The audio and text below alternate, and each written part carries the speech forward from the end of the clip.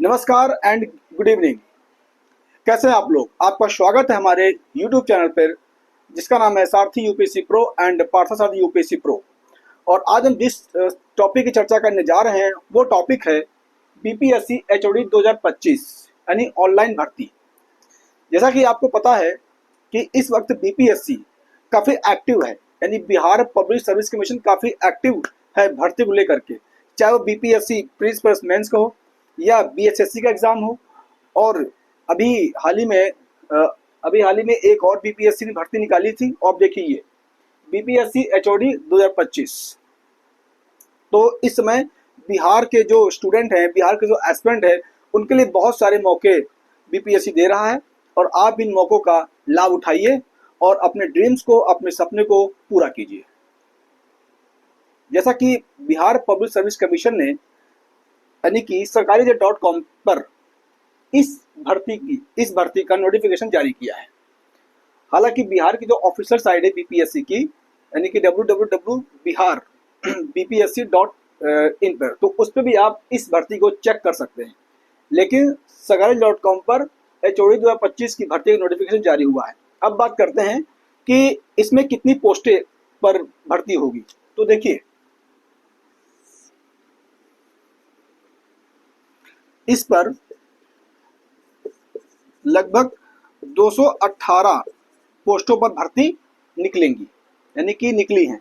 यानी कि बीपीएससी ने एचओडी 2025 ऑनलाइन फॉर्म या नोटिफिकेशन पर देखेंगे तो 218 पोस्टों पर भर्ती निकाली गई है। अब सबसे बड़ी बात यह है कि इसकी स्टार्टिंग डेट क्या है, यानी कि फॉर्म कब से भरने स्टार्ट हो जाएंगे। तो आपको बता दूं कि 2 सितंबर से फॉर्म भरना स्टार्ट हो जाएगा, जो 30 सितंबर तक फॉर्म भरे जाएंगे। यानी कि 2 सितंबर से फॉर्म भरने का प्रोसेस स्टार्ट हो जाएगा, जो 30 सितंबर तक फॉर्म भरने का प्रोसेस कंटिन्यू रहेगा। इस बीच आप इतने डेट से लेकर के यानी कि 2 सितंबर लेकर के और 30 सितंबर तक आप अपने फॉर्म को भर सकते हैं, ऑनलाइन फॉर्म। अब तीसरा प्रोसेस ये है कि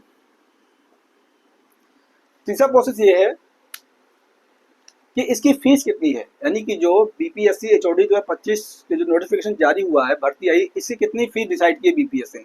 तो सभी, चाहे वो एससी हो, चाहे वो ओबीसी हो, चाहे वो ईडब्ल्यूएस हो, चाहे वो एससी हो, एसटी हो, महिला हो, सबके लिए 100 रुपये, यानी कि जो फी है वो केवल 100 रुपीज,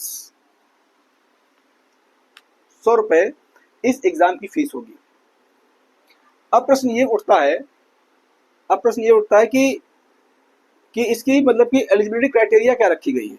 एलिजिबिलिटी क्राइटेरिया तो देखिए, कई पोस्टें आई हैं, हर पोस्ट पर डिफरेंट आपकी जो एलिजिबिलिटी है वो डिसाइड की गई है। यानी कि मतलब कि बहुत सारी पोस्टें निकली हैं, तो हर पोस्टों पर बीपीएससी ने हर एलिजिबिलिटी को फिक्स किया हुआ है कि अगर आप पीएचडी करना चाहते हैं तो आप मैकेनिकल इंजीनियरिंग आपकी डिग्री होनी चाहिए। मतलब इस टाइप से काफ़ी मतलब कि वेरिएशंस हैं एजुकेशन क्वालिफिकेशन में। तो आप अपने सुविधानुसार आप जो भी आप पोस्ट भर रहे हो, क्या आप उस मतलब कि वो आपके पास क्वालिफिकेशन है या नहीं है। अगर है तो आप फॉर्म भर सकते हैं। अगर आपके पास वो डिग्री नहीं है, वो क्वालिफिकेशन नहीं है, तो आप फॉर्म मत भरें, यानी कि नहीं भर सकते। अगर आपने फॉर्म भर भी दिया तो आपको हो सकता है फॉर्म आपका रिजेक्ट कर दिया जाए। तो इसलिए जिस पोस्ट पे जो क्वालिफिकेशन डिसाइड की गई है, आप उसी पोस्ट पर वही क्वालिफिकेशन आप मेंशन कीजिए जो बीपीएससी ने ऑफिशियल वेबसाइट पर मेंशन की हुई है। ओके।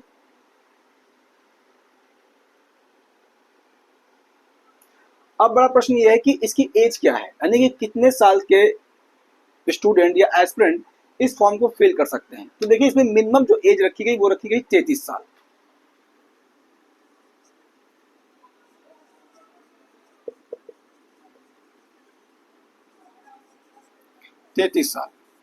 मैक्सिमम एज का कोई भी क्राइटेरिया फिक्स नहीं किया गया है, यानी कि ... कोई भी क्राइटेरिया फिक्स नहीं किया गया है। फिर भी अगर आपको लगता है तो आप बीपीएससी की ऑफिशियल वेबसाइट जाकर के आप चेक कर सकते हैं। तो बीपीएससी ने ये एचओडी पर भर्ती निकाली है, जिसमें 218 पोस्टें हैं। 2 सितंबर से लेकर 30 सितंबर तक फॉर्म भरे जाएंगे। 100 रुपये फीस है। कोई भी कास्ट हो, कोई भी जाति हो, कोई भी धर्म हो, 100 रुपये फीस है। मिनिमम जो एज है वो 33 साल, मैक्सिमम एज का मैं जिक्र नहीं किया है बीपीएससी ने अपनी ऑफिशियल साइट पर, ना ही सरकारी रिजल्ट.com पे। तो आप एक बार जाकर के चेक कर सकते हैं। अब बताएंगे कि इसका एग्जाम का पैटर्न क्या होगा। तो देखिए, अभी एग्जाम पैटर्न तो सिलेबस अभी डिसाइड नहीं किया गया, लेकिन हाँ ये जरूर कहा गया है कि जो आपका मतलब कि एग्जाम कब होगा, तो उसमें लिखा है नोटिफाई सून, यानी जल्दी ही नोटिफाई कर देंगे लेटर के बाद में। और एडमिट कार्ड कब आएंगे, वो एग्जाम के पहले एडमिट कार्ड आप पे आ जाएंगे। तो आप वो प्रॉब्लम मत लीजिए, आप सिर्फ अपने जो आपकी स्टडी फोकस है उस पर फोकस कीजिए। आपके पास जो सिलेबस है, जो आपका पाठ्यक्रम है, जो आपको किताबें हैं, बस आप उनको पढ़िए। और साथ साथ प्रैक्टिस यानी मॉक टेस्ट भी जरूर लगाइए, क्योंकि जब आप पढ़ोगे, मॉक टेस्ट लगाओगे, तभी तो आपकी प्रिपरेशन आपको समझ में आएगा कि हम किस लेवल पे की पढ़ाई कर रहे हैं। ऐसा नहीं पढ़ते जा रहे हैं और मॉक टेस्ट भूल गए लगाना, वो भी नहीं करना। आपको बैलेंस अप्रोच रखनी है पढ़ाई में। पहले तो आप अपना क्या कहते हैं कि पहले अपनी किताबें पढ़िए, और जब किताबें पढ़ो तो उसी टॉपिक का आप मॉक टेस्ट लगाइए।